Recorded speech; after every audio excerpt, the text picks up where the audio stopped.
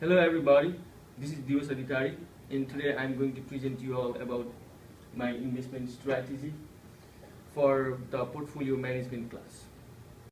So my investment strategy is to invest in companies with low price to book ratio. For that, I took the return for 15 different companies with low price to book ratio in recent years. And for comparison purpose, I also took the return for 15 different companies with high price to book ratio. And by low price to book ratio, I took the price to book ratio of 10 as the threshold price to book ratio, and then the companies with price to book ratio less than 10 was considered companies having low price to book ratio, whereas the companies having price to book ratio greater than 10 was considered as a company having high price to book ratio.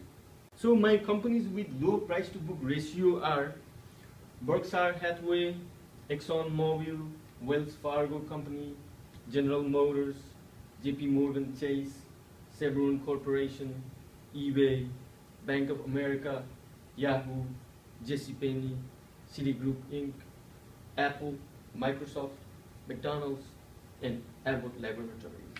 Likewise, my companies with higher price to book ratio are Boeing, IBM, Home Depot, Tesla Motors, Starbucks, Yum Brands Inc., American Airlines, Under Armour Inc., ISIS Pharmaceuticals, Ariad Pharmaceuticals, Gilead Sciences Inc., Medivation Inc., China Biologic Products, Celine Corporation, and Arena Pharmaceuticals.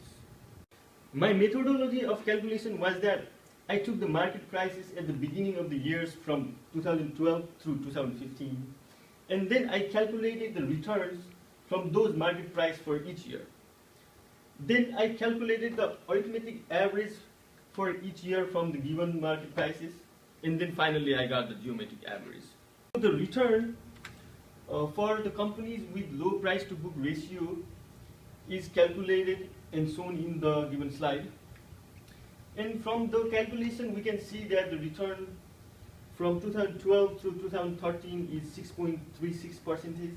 Likewise, the return from 2013 through 2014 was 8.43%.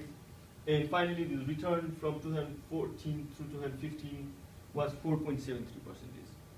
Likewise, I got the geometric average for these returns to be 86%. And since we cannot talk about return without talking about risk, I also calculated the variance for this data, and I got the variance of 0.61.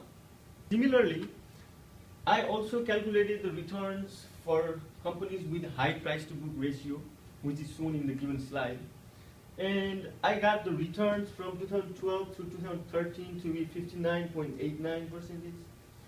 Similarly, the returns from 2013 through 2014 to be 68.62%, and the return from 2014 through 2015 was 23.85%, and I also got the geometric average to be 134%. Just like the previous companies, I also calculated the variance for the given data, and I got the variance of 9.78. Since we will be comparing our companies with the S&P 500 index, it is very important to know how S&P 500 index is performing in the given years. And as we can see, from 2011 through the present day, the S&P 500, the returns on S&P 500 index has been rising continuously. So we can infer that the market has been performing really well from 2011 through the present day. For comparison and analytical purpose, I found out that calculating the regression for the companies against the S&P 500 index is a very useful tool. As we can see, the regression for the companies with low price to book ratio against S&P 500 index is shown in the given graph. And we can see that R square is just 0.45, which means that we don't have a very strong correlation. Likewise, The regression for companies with high price to book ratio against S&P 500 index is shown in the given graph. And we can see that R square is equal to 0.10, which means that we also don't have that much of a strong correlation. As we found out from our previous given calculations, for companies with high price to book ratio, we got high returns as well as we got high risk. Similarly, for companies with low price to book ratio, we got comparatively lower return, whereas we also got lower risk. So we cannot make hard and fast decision from the given data and from the given calculation. So our strategy of investing in companies with low price to book ratio cannot be carried out with confidence. To further analyze our assumption, I also calculated the t-test.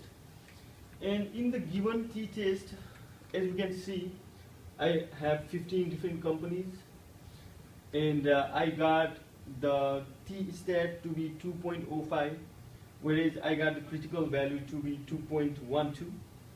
And from the given table, we can see that the t-stat lies in between negative 2.12 and positive 2.12, which is the critical value.